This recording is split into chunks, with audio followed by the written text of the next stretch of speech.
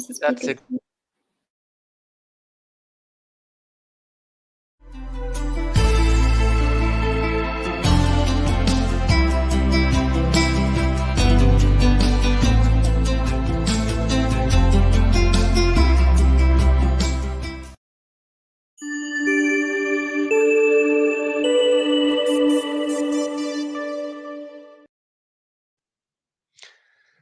Welcome, everyone.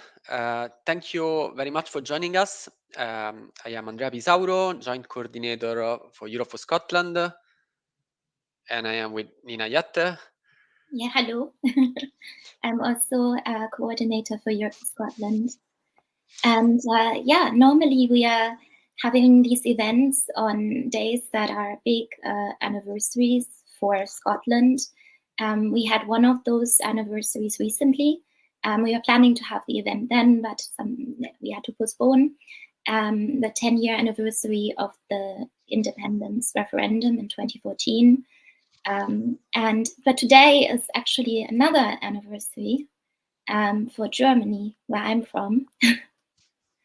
It's German Unity Day, 34 years. When was that?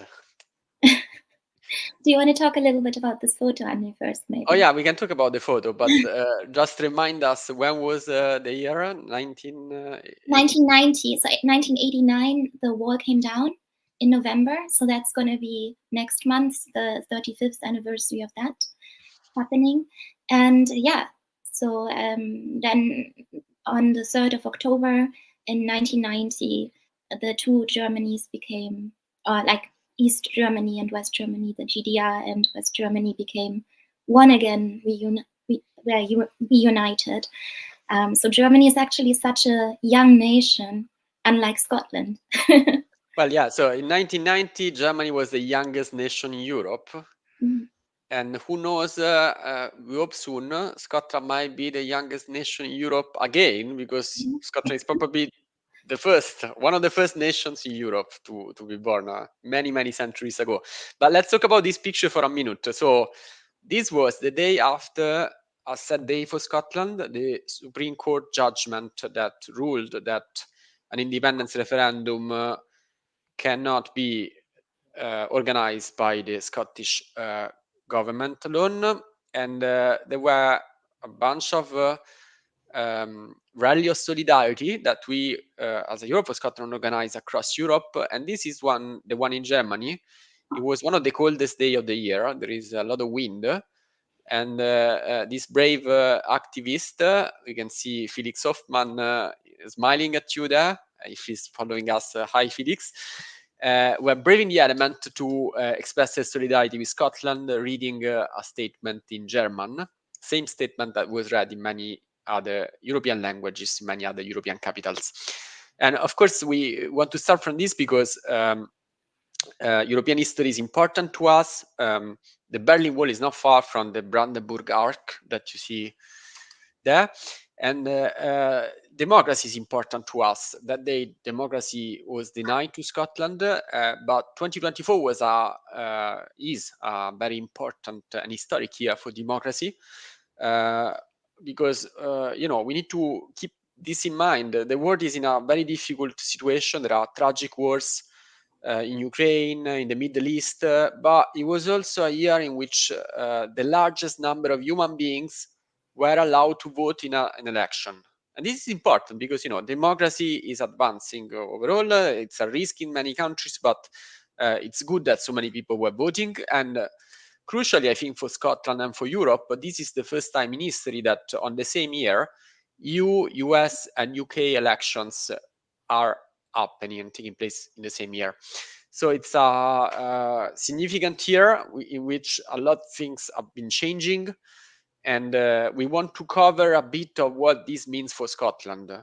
And we'll focus mostly on these three elections, because obviously the European elections in June were very important. Europe is changing, and we can discuss how and what it means for Scotland in terms of the enlargement process that is starting. But then, of course, today is not just the day of the anniversary of German unification. It's also a month before the US presidential election. And we are also a few months, 100 days after, more or less, the UK general election, which were in many ways historical. So we have two fantastic guests with whom we will discuss these elections together. We'll start talking about the UK general election, and then we will move on to the US presidential election. So I'll start by introducing them. Yeah, sorry, Nina. I just wanted to say you are going to present the first half of the show, and I will probably say bye now because I return for the part about the American election. Indeed. See you later, Nina. And I'll start by introducing our guest today. So we are very happy to have with us Kirsty Hughes, who is a writer, a researcher, a commentator on European, Scottish, and UK politics. She writes, hello, Kirsty. Hello. You write a beautiful blog on Substack that is about Europe and Scotland. So obviously for our campaign, it's quite crucial to follow your updates. You also directed and founded the Scottish Centre on European Relations. So you're an expert on everything that is EU related. You even worked for the European Commission for a couple of years and publish extensively about the topic. So thank you very much for joining us. Where are you joining us from, Kirsty? I'm joining you from Edinburgh, and thank you for inviting me. Fantastic. We always love to come to Edinburgh whenever we can. I also want to introduce our other guest, who many of you will know, Anthony Barnett, the founding editor of Open Democracy, one of UK leading intellectual and political commentators, and our very own co-founder. Hi, Anthony. Where are you joining us from? Hi. I'm here out in Botley in West Oxford. Fantastic. So from Oxford to Edinburgh, I am in Plymouth, so we cover a good triangle within the UK. It's lovely to have you with us. Before starting our conversation, our idea was to start off with a couple of slides about the UK general election, because there are a few points we want to highlight, which from the perspective of our campaign were quite remarkable. And I think they speak about the historic nature of this election. So if the first slide could be put up, that's our first message. So I think across Europe, I must say, there was a sense of relief that the Tories are gone because of what we witnessed over the last few years, from Brexit, to the pandemic, to Boris Johnson, the scandals. Everyone has seen in Europe what a mess the Tories have made. But from our perspective, this general election was also about how UK democracy remains utterly dysfunctional. And we want to show you some data that prove this point. So if we can go to the next slide. I think you're all familiar with the first past the post-electoral system. And we can see from this slide that the enormous discrepancy that there is between the vote share of the Labour Party and its share of seats is almost double. So for the same number of people, there is double the number of seats in terms of parliamentary representation.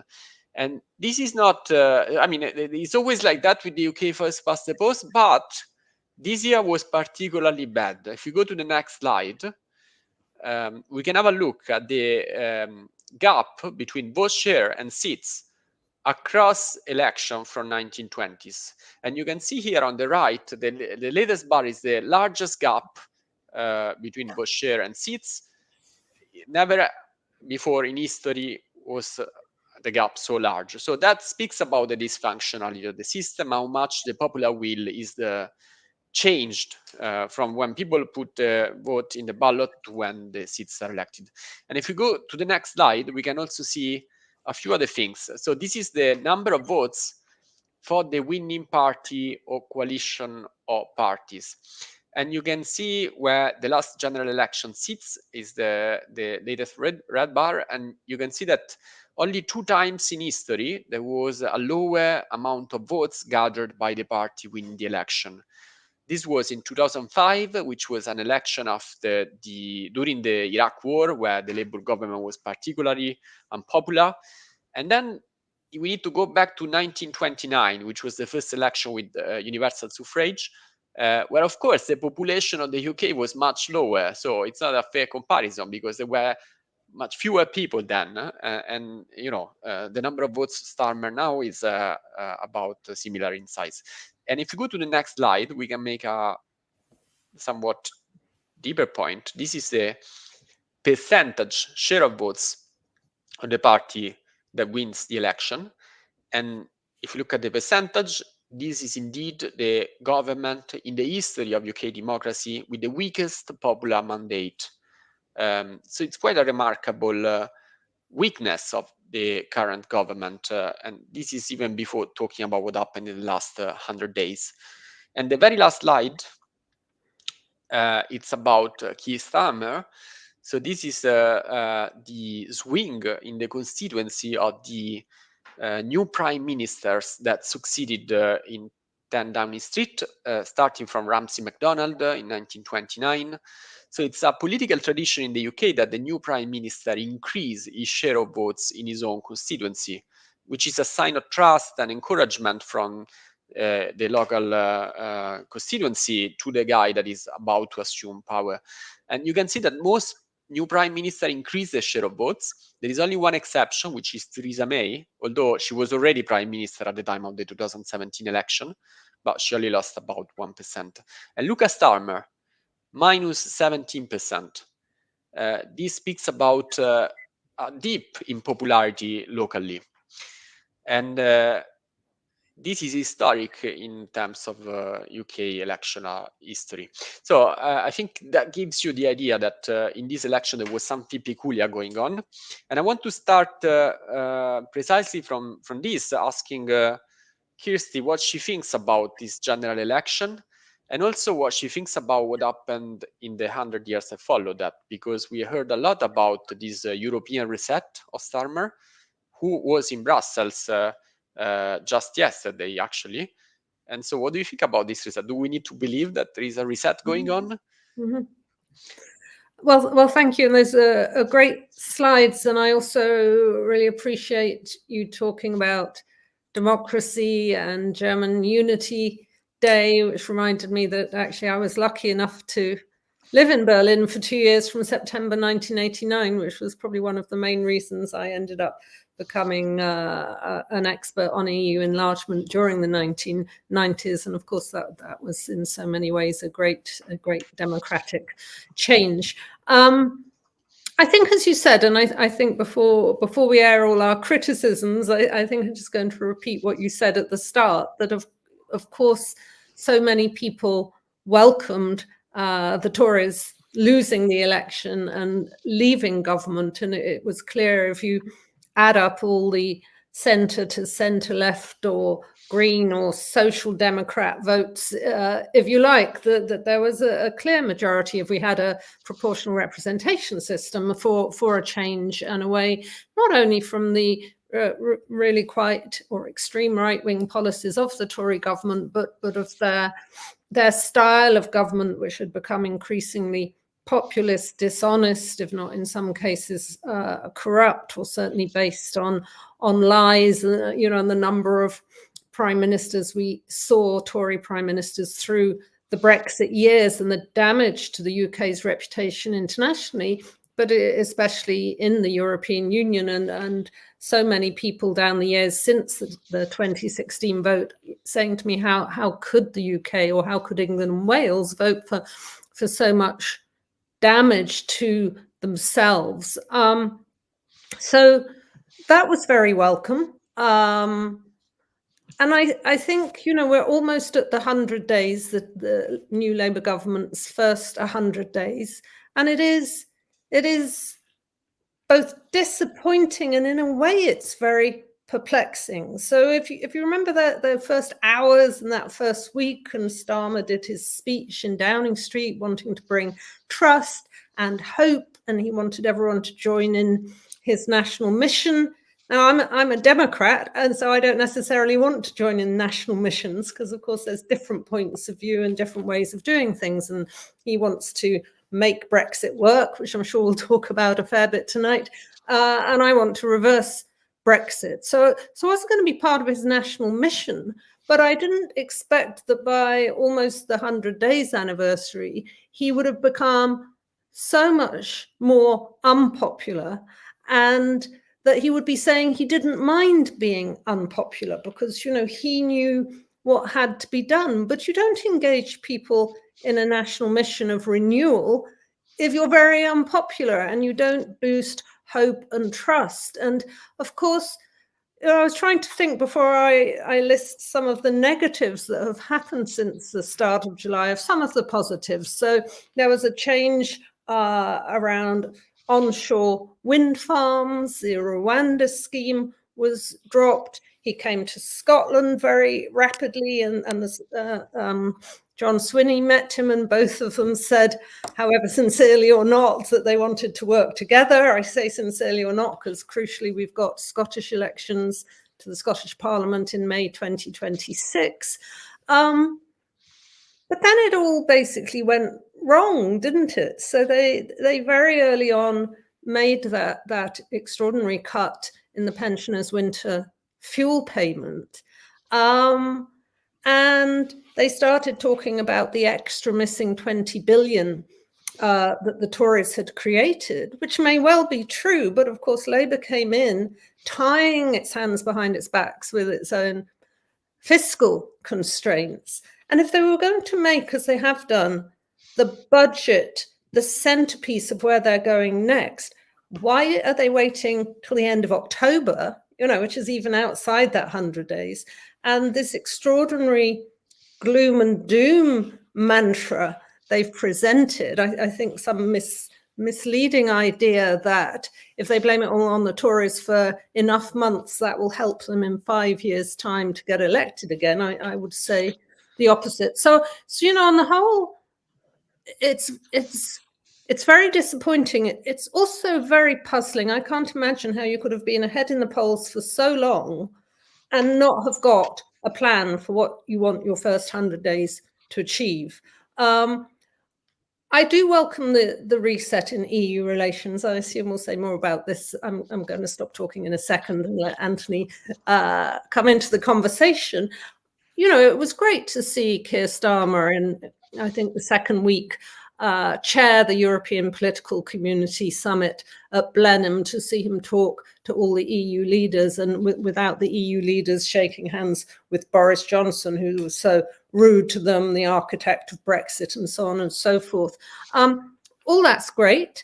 What he seems to aim to do, what we saw from his visit to Brussels yesterday, is it looks extremely minimalist. He's adopted most of Boris Johnson's red lines. So that's not a great reset moment. If he was ever going to be brave about the EU, surely it would be at the start when he's got 5 years to go. So that's not surprising, but disappointing.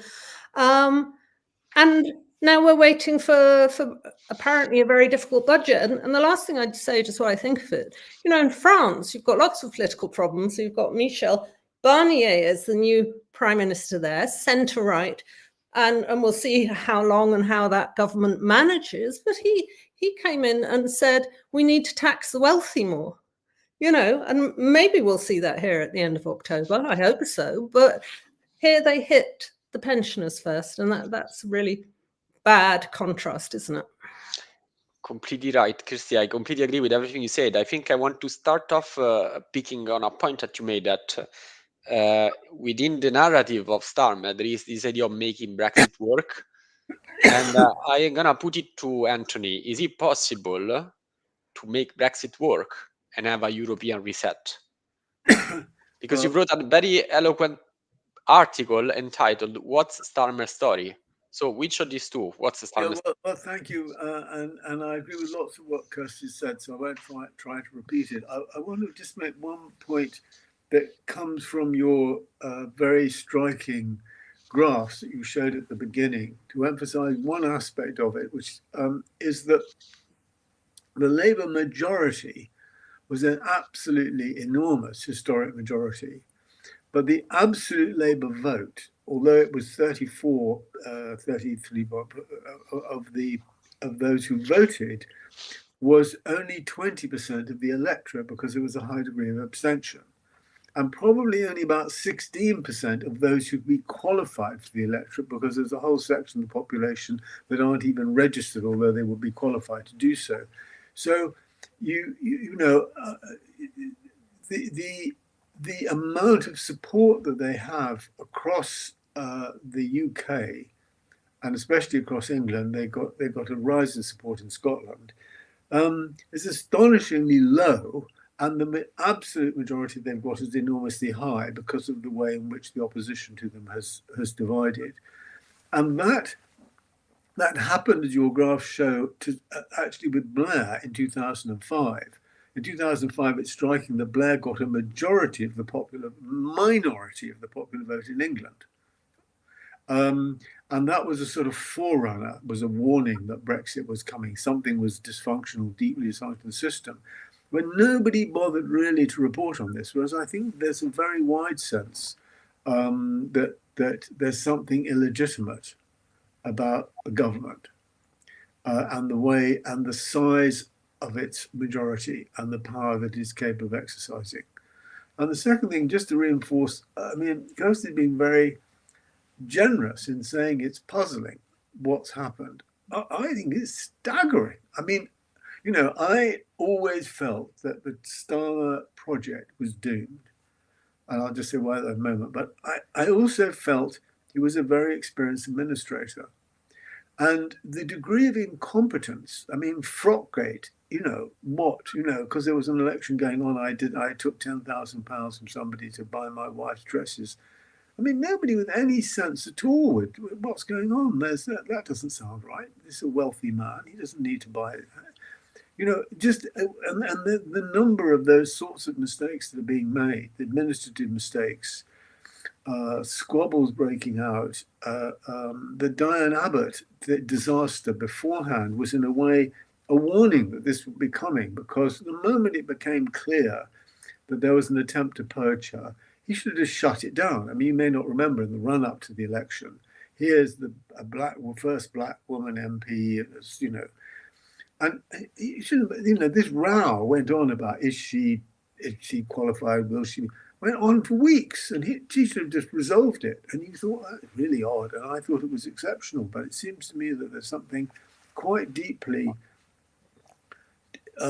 incompetent about him, and therefore I will say he's not going to last. I cannot see how he can last 5 years if he's going on like this. And I don't see how he changes. And the reason I don't see how he changes, and this is the point about Brexit, is that the article which you kindly referred to came out of the New Statesman, because the New Statesman ran a piece by its editor coming out of the riot, saying, what is the story you're telling us? Right? What you got to tell it's all right, it's cracking down on the rioters. But they're saying, we want our country back, the English, or so the English thugs. Well, what's your answer? And this repeated a very good essay that Jason Cowley, the editor of Statesman, had written in the Sunday Times immediately after it. Said, you're going to tell us what the story is. You've listened to your speech outside Downing Street. This is a country not comfortable with itself. What's your story? And my point was, actually, I think very deeply and fundamentally, Starmer has a project, or the people that are around him, and they've thought about it, and that is to make Brexit work. And it's so implausible a project that none of us think he can really mean that, because obviously Brexit is a process that can't work. Brexit is a failure, and Brexit is going to continue failing until we reverse it.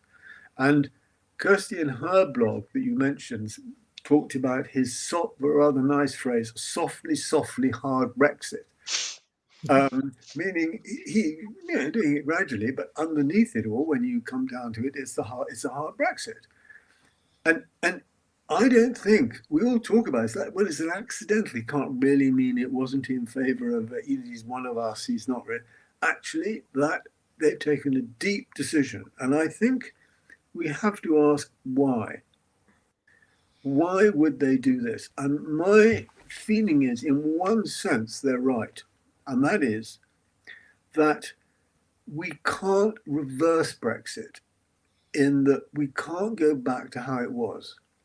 I don't think that Great Britain, with all of the opt-outs that it had and not being part of the European currency,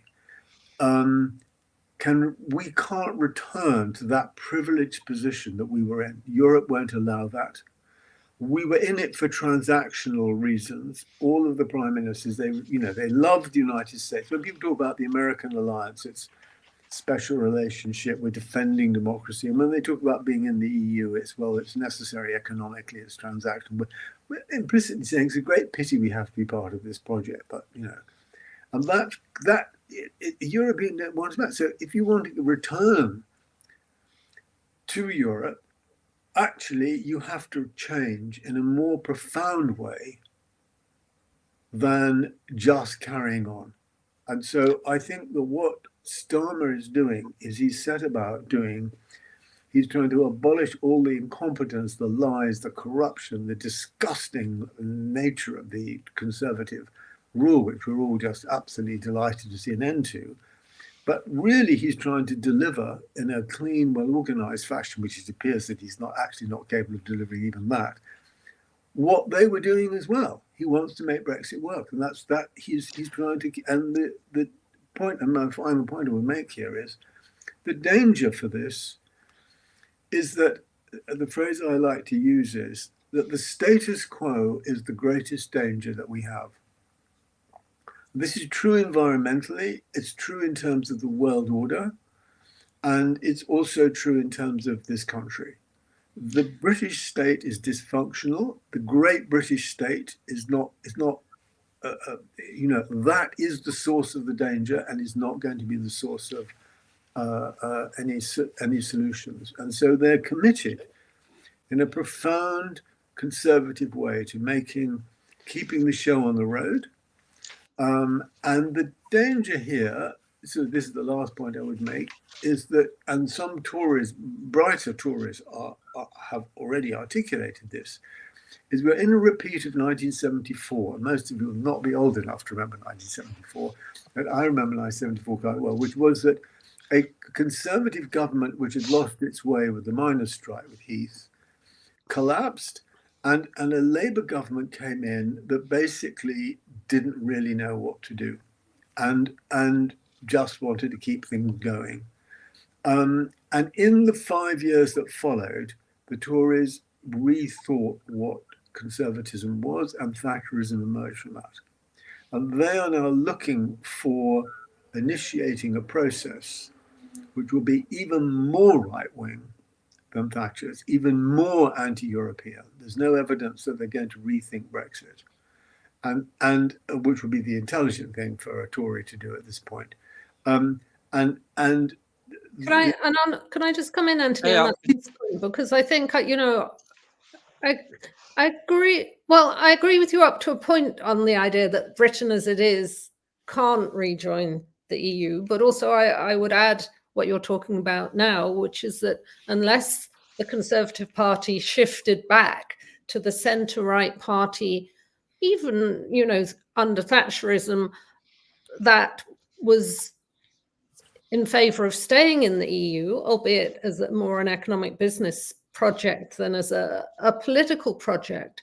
Now, if the rest of the situation was okay, that Starmer and, we've seen the Lib Dems who could have talked much more about Europe, but of course they were trying to get Tory voters. So we've seen that mixture of how they read the current politics of the UK, but also catching votes. And that's what we see Starmer doing with this adoption of Boris Johnson and Theresa May's red lines and this endless mantra on no free movement, no customs union, no single market. I mean, it seems to me that, if you were trying to actually tackle some of the downsides of Brexit without rejoining, you would explore behind the scenes, is there a way to join the EU's customs union and have a say in trade negotiations? Now, I mean, the instant reaction to that is cherry picking, but Britain, is a big trading partner of the EU, still a big economy in the world. And I've just add one more thing there. I met Keir Starmer,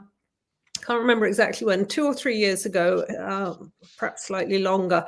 He'd been traveling around the UK after a couple of years or more after the Brexit vote. And what he said to me was that he was so marked, not impressed, but you know, he really noted the divisions in the UK, and he was really worried about those divisions. So I actually think, apart from getting the vote of the Red Wall and previous Tory voters and Leave voters, there is a genuine bit there where he's decided, and I think it's illogical, but he's decided that overcoming Brexit divisions means carrying on with Brexit, even when a majority in the polls are against. He's kind of got that idea into his head, and then his political advisors presumably reinforce that because it fits with trying to keep Tory English voters on board. I think we're getting somewhere here, because I can pick up on two of the things you say that I think are quite interesting. Because you, Kirsty, said, why doesn't he say, we want to rejoin the customs union and get a say? Which is, by the way, more or less the position that Theresa May and Jeremy Corbyn had a few years ago. More or less. I mean, I don't want to get into the specifics, but it was less than, we are more Europhile than Boris Johnson for sure. And I agree with you, Starmer is more on Boris Johnson red lines. Now, you would argue that rejoining at least the customs union in some form could be a way to make Brexit work. A better way than the one that is currently pursuing. And he doesn't want to follow that way. So do we need to trust this prime minister? Because at some point we have a person that is clearly, he voted Remain. He was a Europhile. He was opposing a lot of the red lines that he's now supporting. It's also worth reminding us that, you know, you mentioned that before. He abolished the Rwanda deal, and then he goes to Italy to praise the Albania deal of Giorgia Meloni. Exactly. He wants to get the softer, hard Brexit slowly, yeah, but he wants to make Brexit work, and he says that. So can we trust Starmer? And I think this is not a trivial question, because it's also an important point from the EU standpoint, because if we cannot trust Starmer, can the EU trust Starmer? Because trust is a very important component in making Brexit a bit better. But what do you think about that? Yeah. I think it's about, you know, yes, I agree with the point you're making. And I think it's about the quality of our democracy, because, of course, as Anthony was saying, you know, Starmer's trying to do this in a more professional, non-corrupt way, and he's not doing terribly well so far, but he's certainly so expensive scandal, but he's certainly not told as many lies as Boris Johnson. But he says he wants to level with us on the 20 billion black hole. He wants to tell us how it is rather than be popular. But he doesn't tell us the truth on Brexit. He doesn't say it's really damaging, but I think the country voted for it, and I, Prime Minister, think we have to stay with that for whatever reasons, and therefore I'm going to try and ameliorate and reduce some of the damage, but we will therefore be living with some of that damage, ongoing costs. That would be honest. That would relate to the discussion that, you know, we're having, you know, the European movement. He's not going to do that. So I think it fundamentally undermines our democracy not to do that. The point is that he you know, this is one of the things about an administrative mentality. One of the weaknesses, and I always felt this about administrators do the job they're told. Administrators are not the people that set the agenda. His background is not one of saying he's not a politician in that deeper sense. And the people, either the people around him and the people he's gone, have made a call. And this call is to make Brexit work. And the moment you start saying, well, let's ameliorate it, let's get back into the customs union, you're starting to say, well, we don't really want Brexit to work. We're trying to make the best of a bad mess. And that is not patriotic, as they understand it. That's not the Union Jack that stands there, but every time he stands and makes an official speech, is something he really embraces. He doesn't want there to be Scottish independence. He doesn't like Scotland. You know, the less the better. They've made GB Energy, they stuck it in Scotland in order to make it clear that this is a British project. They think of Britain as a nation. I mean, Kirsty is partly using that language, which I think is, but Britain is not a nation, it's a multinational entity. They're not saying we've got to have a federal, and below this, if I can just cut back to the chase, there's a crucial question which we all have to face, and especially the English. Are we a European country in terms of the meaning in terms of our identity. That's not exclusive. We can be European and English and the Londoner and, you know, I'm not talking in the sort of national patriotic singularity at all. But is part of our core identity, part of our core identity, that we are a European and not an arm of the greater American hegemony. And the politicians that I've met, they're all basically, they look to Washington for their ideals and Brussels for what they might call bread and butter. And you know, now Washington is no longer, is also on the move, and the world is on. We'll come to that. But the point is that this is a core issue for people. They've got to make a call. And Brexit said, well, we're going to be part of the Western alliance, great power, and therefore implicitly part of the American alliance. And we're not fundamentally a European country, but we will make deals or whatever it might be. But actually, we are not a European country. Well, of course, the country that said that was England, right? And up to a point, Wales. England said it right. Northern Ireland. Said it, or rather, what I call England without London, said it. Yes, indeed. But and even then, there were questions about. But that was a mistake. And anybody with true guts and leadership would turn around and address that mistake. It was a noble mistake. It was a democratic mistake, in my view. It was a fuck you, political elite. Look what you've done to us. If this is, you know, it was not yours. So it was a gutsy and brave, if foolish decision that it can be confronted. We can be, you know, everybody makes mistakes, and you can be proud of them. You say, all right, well, I made a mistake. I'm going to correct myself. I mean, there's nothing to be ashamed of in that, but they've got to confront it. And I think there is so, you know, saying, oh, well, why are you making the best of a bad job and getting into the customs union? Misses the fundamental point that they are trapped. And to start that argument is to say, actually, you know, Brexit was wrong, and that. Of course. No, of course. Then, that's right. Yeah. But it's fine you saying, of course, because you're in Scotland. And Scotland, if I can say so, is a country which, you know, the will of the the settled will of the Scottish people is to be European. Yes, and that's where I come in there. I mean, we've not talked much about Scotland yet, and you know, what you're saying, you know, it is extraordinarily fascinating, important, and disappointing, you know, that Labour doesn't want to talk about Brexit, the Tories don't want to talk about it, apart from still claiming it's a brilliant idea, and the Lib Dems don't want to talk about Brexit. And obviously the Scottish National Party and the Scottish government perfectly happy to talk about Brexit, because first of all, they are pro-European, and also it distinguishes them from other political parties. But that just adds to this sense of disconnect that I feel, and other people in Scotland feel, between politics in Scotland and politics at Westminster. And it's worth mentioning that, you know, polls will change in the coming weeks, but we've already got polls that would give the SNP a majority if there was another general election. I want to stop both of you for a minute. Okay, well, one point and then. When you talk about the Lib Dems, you're right, but there's the Greens, which have done remarkably well, and there's a shift of mood. And therefore, there is the possibility at some point of an opening. It may be within many of those, you know, for a politics, which I would call an English politics. It is an English European politics. There is a space opening up in this benighted country that I would like to be a citizen of, which is saying we can't go on like this, and we have to have a different direction. And young people, especially in Scotland and in England, want to. Absolutely.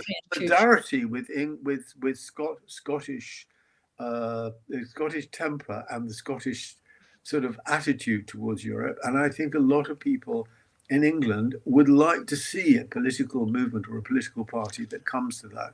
And that's what is missing.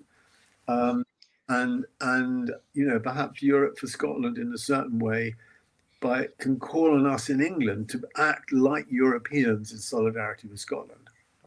We'll try our best. Now I want to put forward to you a question that has come from one of the many places where we are streaming the event, because I think it speaks about some of the things we have been talking about.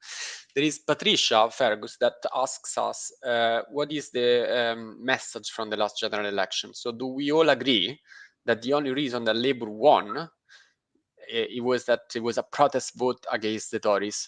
And I would ask you to try to answer this question, speaking from an English and a Scottish perspective, because one might argue that in the last general election, there were different messages coming from England and from Scotland in general.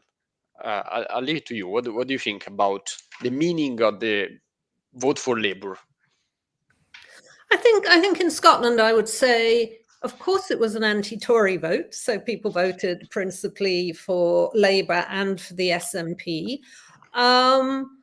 It was also a prioritising of getting rid of the Tories over the SNP and independents. And so you saw that beginning of a divergence between those who support independence and those who support the SNP. And so people who support independence, a number of them voted for Labour, but even Labour politicians have said, we know we were only lent that vote. And as I just mentioned, you know, the polls are already swinging the other way, and they're neck and neck for the Scottish Parliament elections in May 2026. And so and we haven't seen the 37 Labour MPs in Scotland. We haven't seen them try and, get profile. They've given what we talked about earlier on about the gloom and doom and all the mistakes.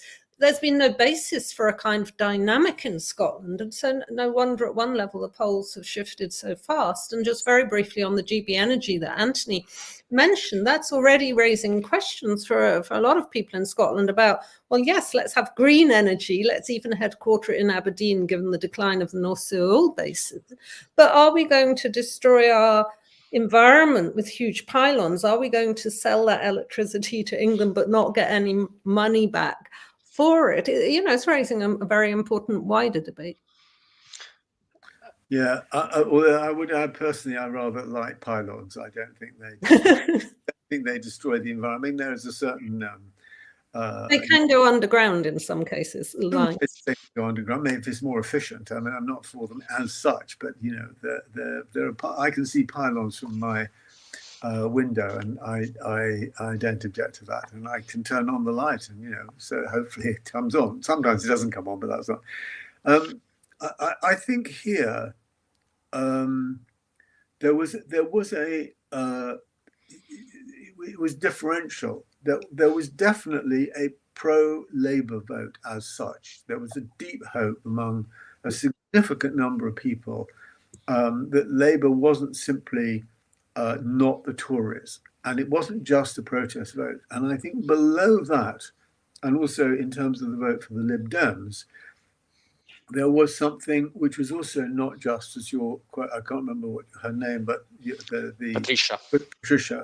It wasn't just protest, and with a very fundamental shift took place, which is that the Tories, and this was like behind their version of Brexit, don't believe in government. They do believe in the market. They were still the last broken, corrupt sort of outreach of the neoliberal epoch from 1990 to 2008. And Labour does stand for and believe in government, whether it's your traditional ones like Ed Miliband or Yvette Cooper or Starmer himself or Wes Streeting. I mean, there is definitely, they want to govern properly, and they would like, I think, genuinely to govern better for people. They believe in the necessity of government. I know it sounds rather elementary. And I have a friend who worked in Downing Street as an advisor and resigned, and he made this point very strongly. They think, this is behind Boris Johnson, people should be making money, that's good. And if the government can help people make money, that's good. But they didn't really believe in government. And so I think that behind the vote, there was a very significant and powerful shift, which is catching up with the rest of the world. And we're at an epochal change in world history. And I think this has happened, one of the things that's happened, this is one of the big arguments happening in the United States. The Biden government is a government that believes in governing and has been doing so relatively successfully. And that is an important shift, and that was part of what's happening. And I think if the Tories continue by choosing a leader who looks to hating the administration and hating the way that the government as such, they won't get back into power. I'll stop you here because you mentioned the US election. We need to start talking about that, and I will pass the baton on to Nina. One quick question, very short answer. Why is Starmer refusing to rejoin the Erasmus scheme? Is asked by a user, I don't see the name. I mean, to me, that's completely nonsense. The Erasmus scheme doesn't harm anyone. Do you think there is any sense in this refusal? The point is this. The Erasmus scheme is run by Europe under European rules. Of course, we should be part of it, but every concession of that sort is more or less saying that Europe's got it right, and we're trying to. I think even more profound for me is, why are they letting go of the regulations over the poisoning of our food and what's going on in, our food is becoming more toxic, our beaches are toxic, the rivers are more toxic, because they're abandoning European regulation. But, if the moment that they start, this is where the Tories are undoing, do not believe in regulation or government. And is popular. Regulation is popular. Government is popular. People need it. We all understand that the power of the market is undermining us, and we want the market kept in its place. I think you're very eloquent, Anthony, and very to the point. But I want to also hear from Kirsty, and then I want to ask Nina to start the. I should be brief. I mean, I think part of the, yes, part of what Anthony says is true. Is you start moving away from Brexit, and you not only upset the Eurosceptic media, you raise a huge debate that some of us are obviously already happening. But I think you see it with the way Yvette Cooper responded to the idea there might be a UK-EU youth mobility deal. Oh, we're not having free movement, and we're not, didn't wait to say, what does it look like? But also because of the extreme market model that has been imposed on universities, which some of whom are now teetering on the brink, some of the universities are saying, well, we can't actually cope with this. We can't cope without students from Europe or further afield paying these ridiculously high, it seems to me, fees. So you're actually getting into a more problematic thing there. But obviously the migration, the tough on the border, the tough on the gangs line of Starmer, it's again, you'd think you were running into an election now, not out of an election. They are so scared still of the of the right and of losing their English Tory voters. Thank you so much, Kirsty. Thank you so much, Anthony. So I'm gonna disappear and let Nina join us back. So see you in a bit.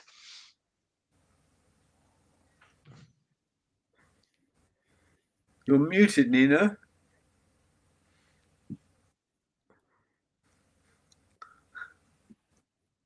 No, you're still muted. There you go. I guess it's been a while since COVID, so that's good. No longer practiced in using these online platforms. Once again, hello. And I'm, as I said earlier at the beginning, I'm Nina, the other coordinator of Europe for Scotland. And I wanted to segue to the US elections because, of course, we were talking about this year being the year of elections in the world. The majority of citizens were voting. Also, EU elections took place. And but of course, for us, in a way, still the most significant elections are taking place in 33 days in America.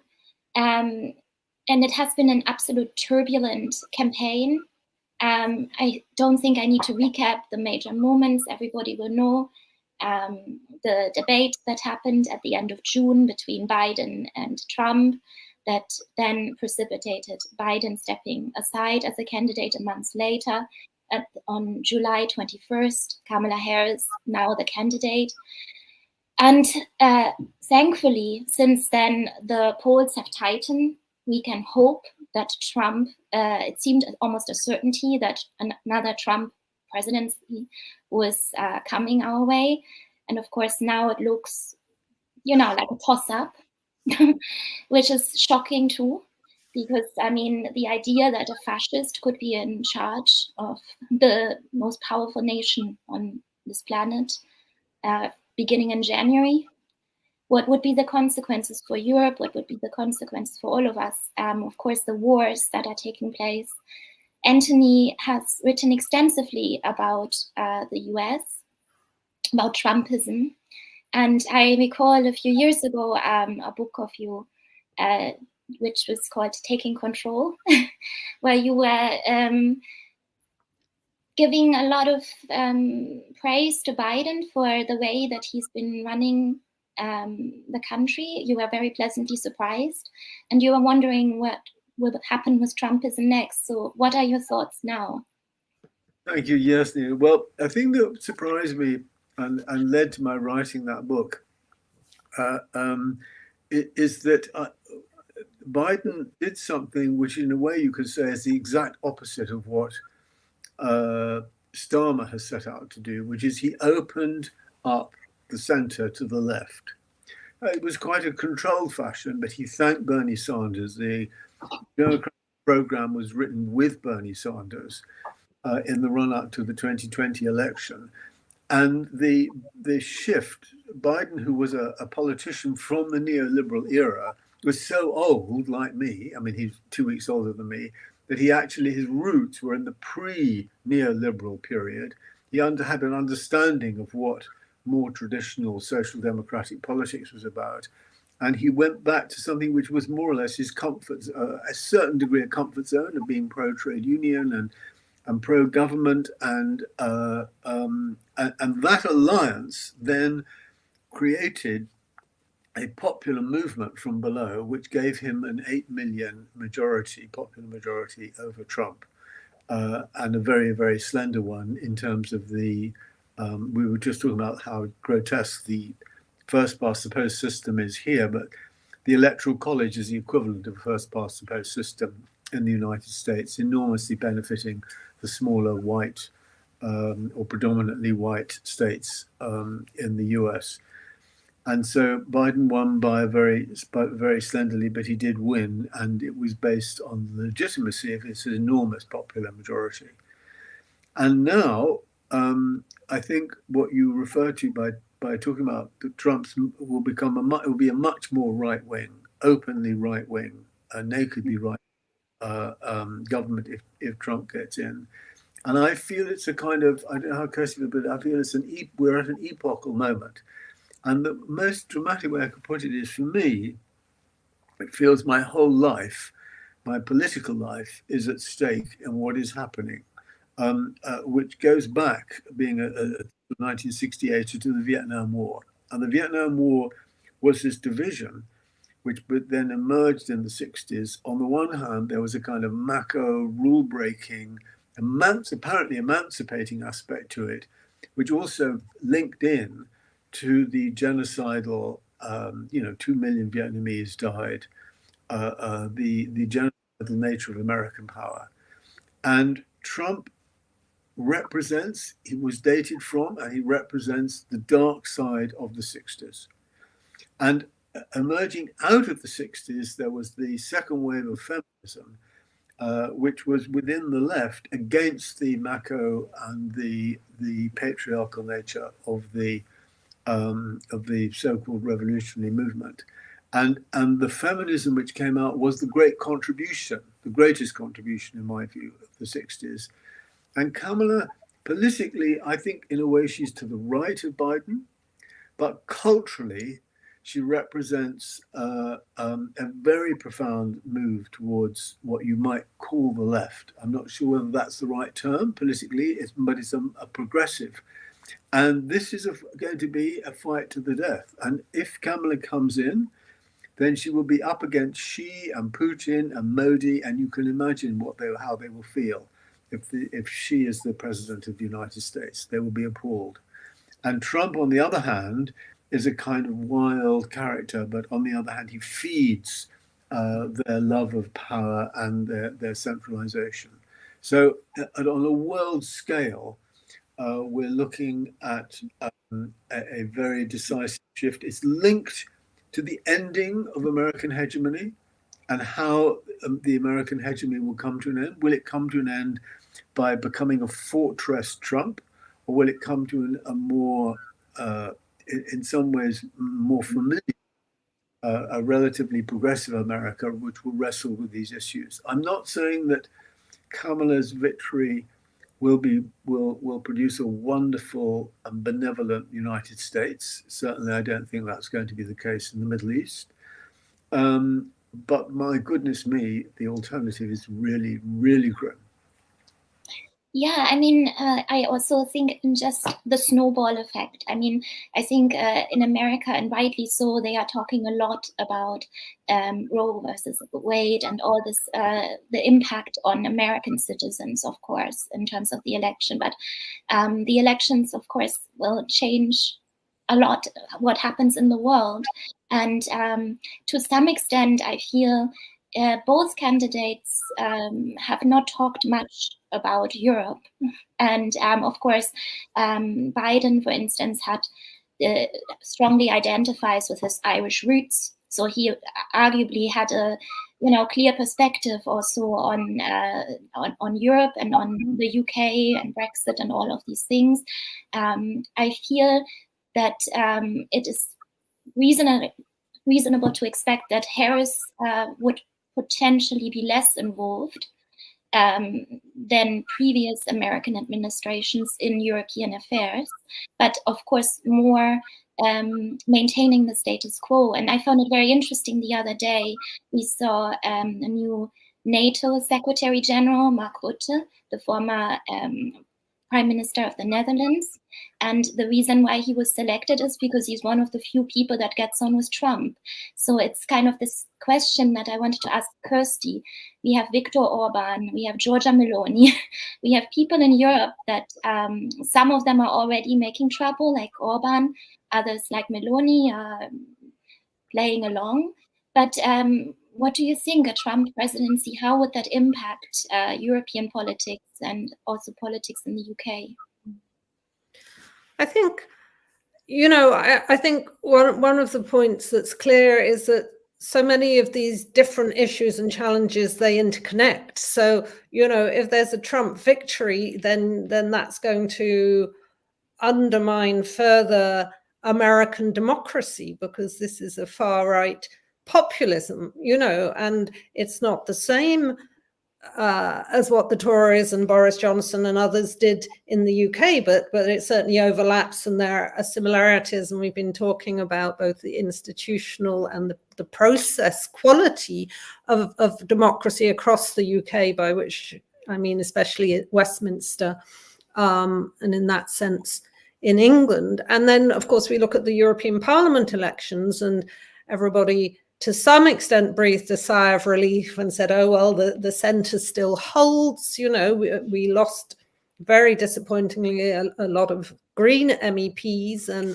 the far right did go up, but perhaps not as much as some feared. But then we've seen the recent Austrian elections, the others, as you mentioned. So I think, we could talk, as we touched on earlier, and as Anthony touched on, for, why did people vote for Brexit? Because the elites were creating such a mess of things. But that shift to the far right at a moment when US and Western hegemony is falling, and when we have such big crises, the war in Ukraine, the genocidal destruction of Gaza, now the wider Middle East, and quite rightly that we saw, South Africa take the genocide case. So the global South is there, and is there in many positive ways. So I think we also have to be careful we don't have this conversation in an old-fashioned way, let me say, for what, of Europe, America, and the Western alliance. That's fracturing anyway. But I mean, yes, and in terms of trying to manage the climate challenge, the geopolitics, the Middle East problems, the migration issues, are as neuralgic the US is here when actually, you know, in Europe, including the UK, in that you've got real demographic challenges. So I think these sort of democratic and substantive political issues all interconnect. And yeah, it's going to be terribly damaging for American democracy. It's going to be damaging for stability, or for trying to solve the instability in the world. And it's going to be damaging on the crucial climate and biodiversity crises. And that's not going to help Europe to sort out its problems. And the centre-right in Europe, which is becoming one of the problems in Europe, you know, it's all very well to say the centre's holding, but that's not great if they're becoming a climate skeptic centre-right. So sorry, I was a bit rushing through a lot of different issues, but I think these all do have knock-on effects. Can I just reinforce that? Because I think Kirsty's point, emphasis on the climate aspect is very, and the environmental aspect is very, very important and very well taken. Trump is in effect a form of climate denier, and if his general thing of, you know, sort of, you know, that we've got to oil, and his embrace, his open embrace of oil money, you know, the planet will burn, and that is sort of overwhelming catastrophe. And I agree that needs that perhaps needs more emphasis than anything else. And the other point, which is a very interesting one, about not thinking of it in terms of the America and the West, about a possible Kamala Harris presidency, is that she, you know, does openly just talk about her Indian mother, and she had a Jamaican father, although he left the family when she was 5. And so there is a certain sense in which she is, if Biden felt close to Europe because he had, quote, Irish ancestry at some point or other, she actually is potentially at home in the global South in a way that you know, other politicians are not, and no other American politician has ever been. I mean, it's true, Obama had a Kenyan father, but he actually never knew his Kenyan father at all. So it wasn't really part of his direct experience or heritage. And the worrying aspect is how this will relate to what Kirsty is right, I will endorse, of saying the genocide in Gaza. Because the American system is so penetrated by and geared to support for Israel that it's very difficult to see a positive outcome that's going to take place there. And the big worry now, as we speak, is we are all living in the hands of what Netanyahu and his other crazies decide. And if they decide to escalate in Iran, where they've said they will, and if they do, if they burn Iran's oil fields and Iran torches the oil fields of the Middle East, then it's not just that the price of petrol will go up, but the economic and political effects are going to be very, you know, will start to go out of control. And he may then use that opportunity to turn savagely on even more savagely on the Palestinians. So we're in a really, really dangerous situation at the moment.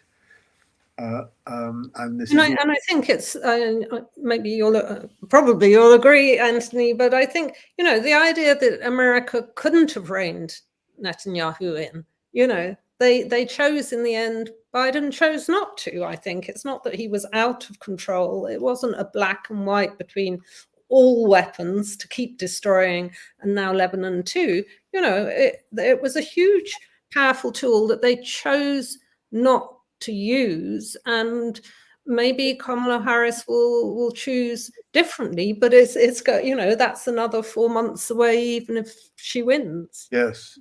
Well, I hope that she does, and I hope she wins. But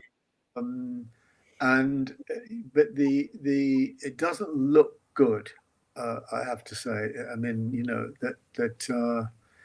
and the risk is that it will go completely out of control.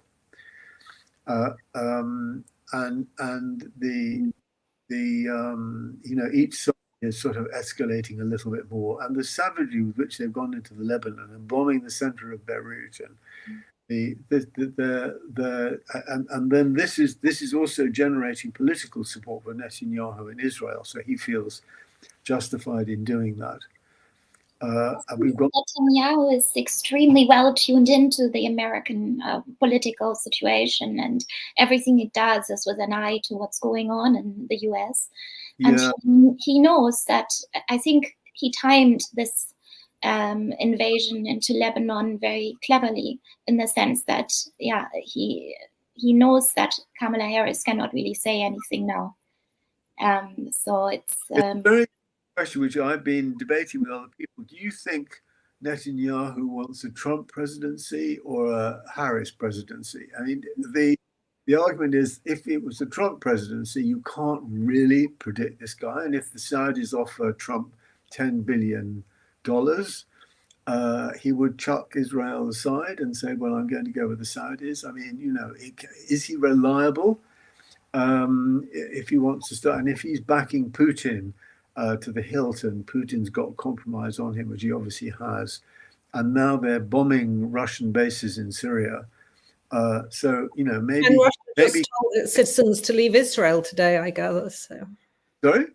Russia told its citizens to leave Israel, I think I saw earlier.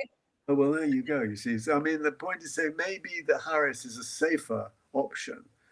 Dreadful. That's interesting, because I guess also his first administration, he was still planning to be a two-term president, and now it's all that's coming off in a sense, because he cannot be a candidate. If he is elected, he cannot be a candidate again in 4 years' time.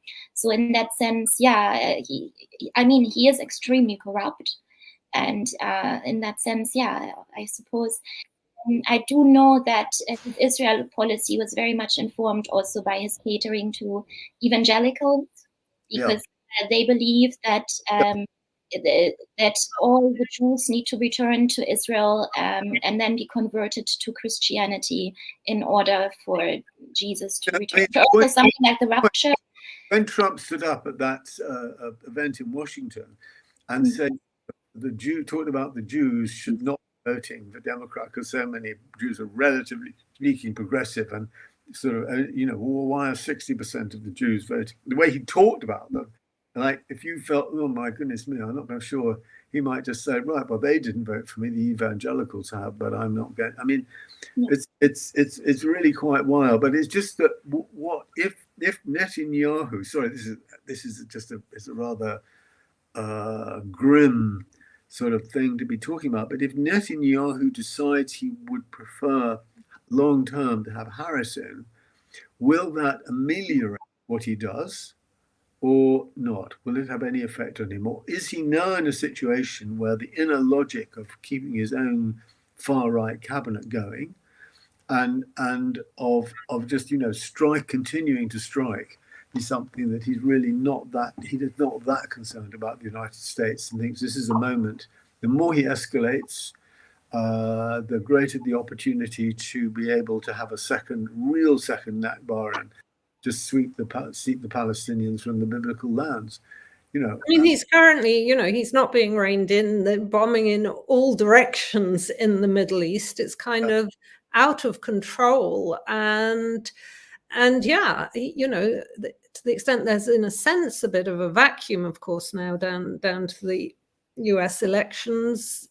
He's definitely making the most of that, and I think this is changing the subject a little bit. Obviously, the UK has carried on supplying under Starmer. You know, there was that very small cut in weapons to Israel, but not what we need. And we'll expect to hear, you know, whoever wins, but especially if Harris wins, we'll hear Starmer talking about that great transatlantic bridge and special relationship. But of course, you know, the UK with Brexit is outside the EU. It can't influence the EU in the way it used to. I think on Gaza, that's fortunate. You know, it's actually better that there are splits in the EU on Gaza, with countries like Spain and Ireland and Belgium and others being good, you know, and von der Leyen busy, well, very in line with the German position, in fact. But I think, you know, so that Britain on the sidelines, even with a more reasonable, rational Starmer that the EU leaders can get on with better, is and a UK more in the back seat, whatever happens. And obviously then Scotland has its own little offices in some of the EU capitals, but it's for the moment, it's part of that. But under the relatively silent, wasn't it? I mean, do you feel Scotland can do anything in terms of support for the Palestinians? Has Scotland recognised Palestine as a state? Is it able to do so?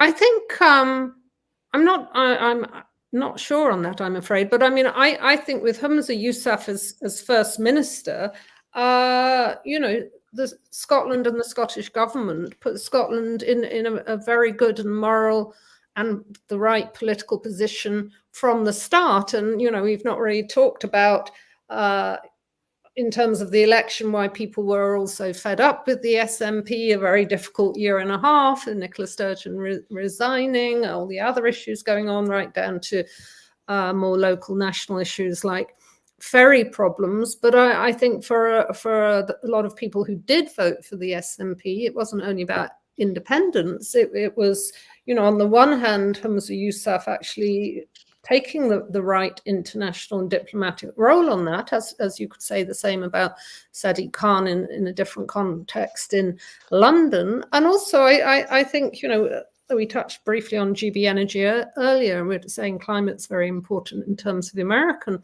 elections. But that decision by Keir Starmer to dump the 28 billion a year climate pledge, for me at least, that was a moment of taking away hope and reneging on a crucial thing. And so again, when one's looking at, there were some questions I think being put up for this event about how should they run the elections into 2026. But I think talking about the European side, definitely. It's great that you mentioned the questions, because there is a tons of questions that are, we want to run them because a lot of people are asking them. Just want to make a quick point. From my Italian perspective, Scotland rejoining the EU would be fantastic precisely for its foreign policy, its diplomacy of humanity, as we put it in a newsletter a few years ago. So that's one of the reasons why I'm doing this, is that I want Scotland to help the EU get a better stance. So let's get on with the questions. We have a very good couple of questions from Mike that correctly asks that we should discuss also the American electoral system, because if the first past the post is dysfunctional, probably so is the electoral college. And perhaps your thoughts on that would be interesting. And also, if Trump does win, how does that impact on the chances of reform and Farage in the UK? This is a worry that many people share.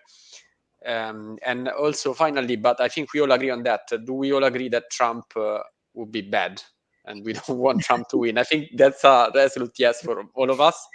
But over to you for this couple of questions. I did talk a little bit about the Electoral College. The American system is rigged, and the Supreme Court decision that the president can basically, whatever the president officially states is law, is a very dangerous one, not just because of the constitutional aspect, but because one thing which I've written about, which is very little discussed, is that the American surveillance state is absolutely massive. That everybody's emails and electronic records and so on are stored. They're stored nominally in order to be able to discover any terrorist threats. But under the new ruling of the Supreme Court, a Trump president could in fact, demand to know anything about anybody directly. And so you're moving towards a kind of Chinese surveillance system. And that's one of the reasons why a Trump presidency would be, and a Trump then reinforcing the Supreme Court, does offer, and I think Nina was right at the right beginning, of sort of fascist. It's not fascist in the traditional sense, but it would be a regime determined never to be defeated again, and willing to use the existing administrative executive system in order to ensure that it was no longer subject to a fair democratic judgment. And that is very, very dangerous. So the Electoral College could open that out because it is so bad. But if Trump gets back in, then they won't even be relying on the Electoral College to ensure that this becomes a reversible outcome. I think that's right. And you know what we saw with Trump refusing to accept the last election and encouraging insurrection and the attack on the Capitol, you know, is huge and fundamental moment. And Biden won, but America's political system is not, or the quality of its democracy, the stability of its democracy is not recovered from that. I think on the question on reform, it was what I was saying briefly earlier, you know, a victory for the far right, as in Trump in the States, is definitely an encouragement for the far right in Europe. In the UK, I mean, reform has not been very important in Scotland up till now, but actually it's polling higher than it was before, not as high as in England. And it looks like under our actually much fairer proportional representation system for the Scottish Parliament, it looks like it could get for the first time some members of the Scottish Parliament seats in 2026. And if that's true, and I mean, it's gone up, it could go, I hope, back down again. But if that's true, and if the SNP and Labour turn out to be neck and neck, you know, it may be actually quite difficult to form a governing coalition in Scotland in 2026, unless Labour's going to either do a deal with the SNP, seems unlikely, or with the Tories as well as the Lib Dems. Now, we're a way off that yet. But before, you know, a couple of months ago, I just said, oh, reform, that's Anthony to talk about that, because that's England, not Scotland. But actually now we have to start factoring it in. What is support are they getting in the polls at the moment? I think there was one where they'd gone up to 7 and one where they'd maybe gone up to 11%. So it's just getting high enough to win a few seats on our list system. Yeah. Well, let's hope not, but there you go. Right. There is a comment reminding us that Umsa Yousaf wrote to Rishi Sunak calling for the UK to officially recognize the state of Palestine, which I think it's very important to remember. There is also another comment that reminds us all that turnout in Scotland for the Scottish independence referendum was much, much higher, both of the Brexit referendum and, of course, of the latest general election. And we hope that will remain the case, that democracy in Scotland remains stronger and more participated. There is also a question about the impact on the situation in the EU, emphasizing that Macron is thinking that there might be problems down the line, and we saw with Orban, people are worried also about Meloni. I'm not as worried about Meloni as I am about Orban, being Italian. But yeah, I don't know. If you want just to give a very quick overview, because we just want to reply all the comments. What about the far right in Germany? Maybe Nina can tell us something about, because that does seem to be a very significant political shift taking place there, and one which is very difficult to understand. You're putting me on the spot. Yes. I do feel, it's utterly shocking that the AfD is doing so well. And perhaps the thing that concerns me the most is the demographics of the people voting for the AfD. Because I feel one thing that is often encouraging when you look at otherwise disappointing electoral results elsewhere is that young people are voting progressive and old people not so much. And then you think, okay, the future might be better. It's the opposite with the AfD vote in Germany. It's young people voting for them. And it's only thanks to older voters that in the recent Brandenburg election was won by the SPD. So I think, it's a complicated situation overall. There's still a majority of people appalled by the AfD and by the thought that such a far-right party could be elected in Germany. And in that sense, Germany is in a very different situation than Austria.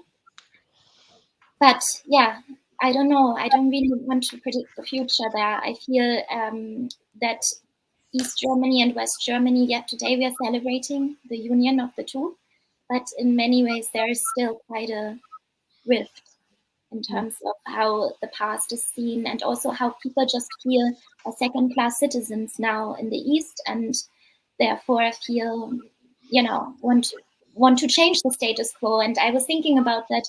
You said that earlier, Anthony. You said the status quo is the greatest danger we have. And I think with regard to Germany, I would say those people that are feeling like that, unfortunately, they vote for the AfD.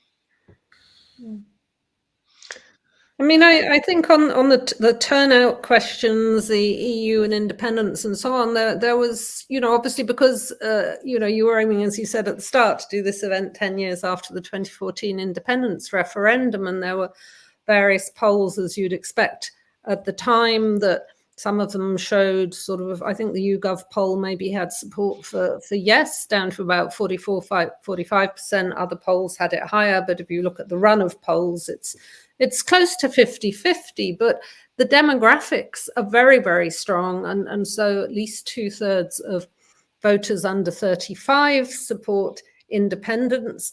And very interestingly, and given the context of our discussion and your whole raison d'etre, if you ask them, as the YouGov poll did, would you support independence in the EU? The numbers go up to 56%, and I think it's only the over 65s who still say no. Before we get too enthusiastic about that, then you have to look at other work John Curtis, the great polling guru, did recently, and he delves into that a bit more. Well, would you want to independence in the EU if it puts a customs barrier between England and Scotland, if you have to show your passport? So actually proper substantive democracy, getting into the discussion of the details, matters. But we have actually, and we continue to be able to do that, I would say, in Scotland. I guess that connects very well to... All I can say. Yeah. The very last couple of questions are precisely about advice that you would give to the SNP for campaigning in 2026, only to the election. And I think SNP and pro-EU parties, not just SNP. Yes, correct. The Green Party as well. And what would you suggest to them to beat Labour? And particularly, would you suggest to highlight the commitment to rejoin the EU in the campaign? This is us from Morag, from Yes for the EU. So well, I think I know what you... like to answer. I know that Kirsty should be the person to really answer that, but I want from outside to lobby in one point in particular, which is that my feeling, growing feeling it was, going to Scotland, I was there for the referendum, which I was hoping and I wanted a yes vote to win, is this, that I think that after the referendum, there was this enormous wave of support and people joining the SNP, and there was a sense that something, despite the defeat, something very profound had happened.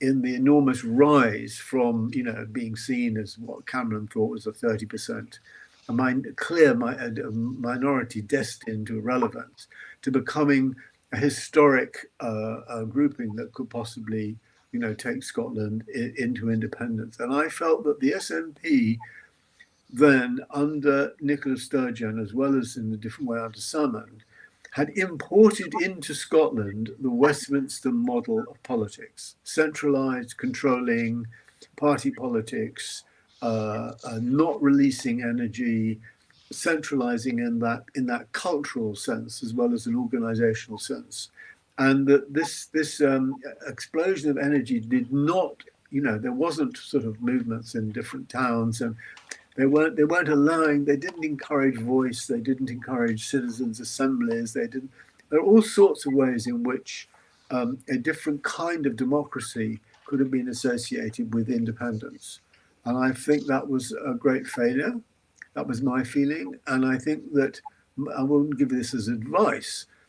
It's not my position to advise people like that, but I feel that what I'm looking for and would like to see is a much more democratic politics in terms of not being nearly so parliamentary, so party political, so centralized, and making politics relevant and releasing those energies in terms of people's bodies and how they feel, and taking those risks. And the whole nature of party politics is to control and to limit that.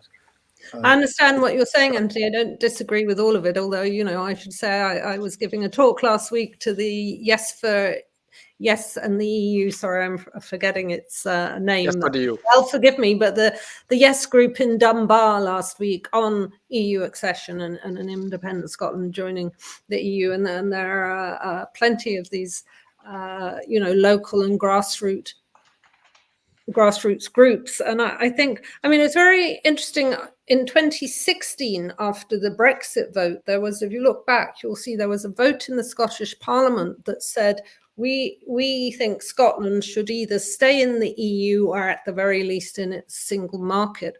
And that was voted for across the board, except the Tories, and the Tories abstained. They didn't even vote against. And Labour and the Lib Dems voted for. And one of the non-independents politicians said to me later that felt like a moment of real possibility and real opportunity, but it kind of dissipated very fast, and you'd have to have another whole session to look at that. But I think so. There was just a whole different political story at that time. I'm not saying there aren't lots of people in Scotland, small groups and civic society are active and motivated. On the contrary, as you know, I mean, we can see in terms of people like Leslie Riddoch with the Europe for Scotland that there's an enormous amount of, but I feel it's frustrated energy very often. And what I was looking for was from the government in Scotland to create and invest in state structures, local decentralizing structures,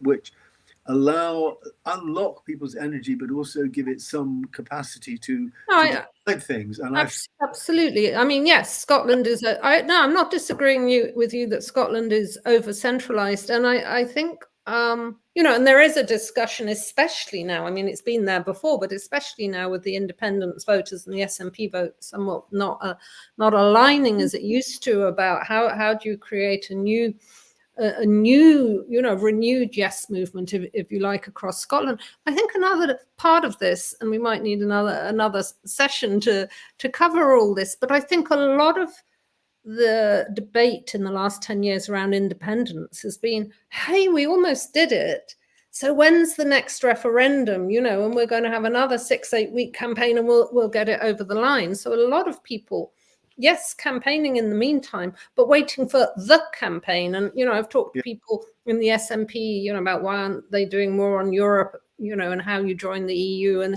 we don't want to peak too soon. And I think that's looking at it, you know, you need to get support to 55 or 65% and keep it there. You don't need to just think about, it's not just an election, it's a new state. This conference we had, partly celebrating Tom Nairn a year ago in Edinburgh, was that with Brexit now, it is no longer, I mean, I'm rather sort of paraphrasing him, but maybe it's because this is what I now feel, is it's no longer a question of Scotland voting against Britain in a classic kind of claim of independence, but of Scotland looking to work with the Welsh, who are now basically gifted, and with the movement in Ireland, which in a different way is seeking unification within the EU of North and South, and with potentially an England that wants to go back into Europe, but working with the other countries within what Fintan O'Toole called the archipelago to rejoin the European Union rather than simply Scotland alone. And that also involves a different cultural change of not rerunning the referendum, and I think that's a very good point. And I think, sorry, Andre, we haven't actually answered your final two questions, so let me do that briefly, which was, you know, should the SNP emphasise independence in the EU in the run-up to the 2026 Holyrood election? I mean, I would say definitely that, you know, there's an ongoing debate about how do you balance being the Scottish government and dealing with the NHS and poverty and drug deaths and ferries against talking about independence. And there's always some people who say you should stop talking about independence and just show that you can govern while we're in a cost of living crisis. But I think there are there are always ways to connect the two, and there always should be, because otherwise, you as the SNP and the Scottish government are not doing your job, So, and I think you see Stephen Flynn, the SNP's Westminster leader, doing this to some extent. So he talks about why, where we started today, this evening, why is Starmer and Labour embracing a hard Brexit? Why aren't they restarting Erasmus? Why aren't they looking for a softer Brexit? And then that links to wanting independence in the EU. And of course, there are some SNP and independent supporters and Green Party supporters who may say we'd prefer to be like Norway, where we want the European Economic Area. They're a minority, but they certainly exist, and they have the right to make that argument. But I don't think that it's going to help the SNP or Greens to do well in the elections to equivocate on the EU. So I think, it can be a really positive, dynamizing argument, and the SNP did badly in the general election. It's lost energy, as I said earlier. It's had, for a mixture of reasons, a difficult year or 18 months. But frankly, if I was in the Scottish government or an SNP politician, looking also at what we started saying this evening, at how badly Labour's managed its first 100 days, that would be giving me rather a lot of energy. Labour want to win in Scotland and in Wales at the next two elections, and it's going to upset Starmer's whole wider narrative if they don't, but it's absolutely not guaranteed in any way. It's a very open race. Andrew, you're muted. To end on, I you said. I was to say, I completely agree with you, Kirsty. The more Starmer speaks with dishonesty and untrustworthiness, the more the SNP should tell what they really believe, or they should be honest and open. And on that note, I want to make a small announcement coming from Independence, a big announcement coming from Independence Live, that are live streaming the event Owning Our Future, a conference, the autonomy movements in Europe, which is in Edinburgh on Saturday.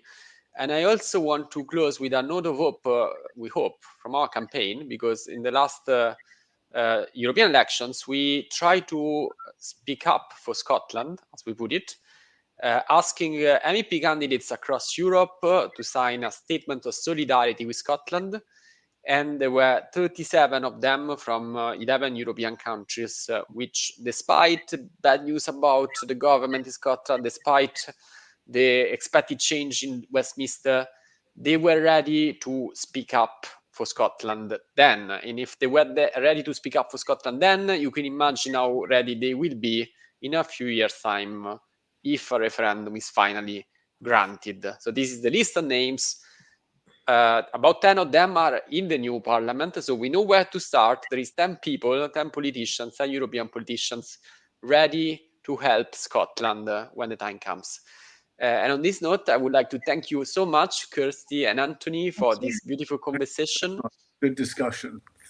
And if you don't follow us on social media, do look for Europe for Scotland on Facebook, Twitter, Mastodon, Blue Sky, Instagram, TikTok, and I think there are a few more that I don't remember now. So thank you so much, and have a lovely evening. We'll have another event early next year. It's going to be the 5th anniversary of Brexit, the official Brexit day. It's already going to be 5 years in January. Unbelievable. Unbelievable. See you then. Bye-bye. Bye-bye, everyone.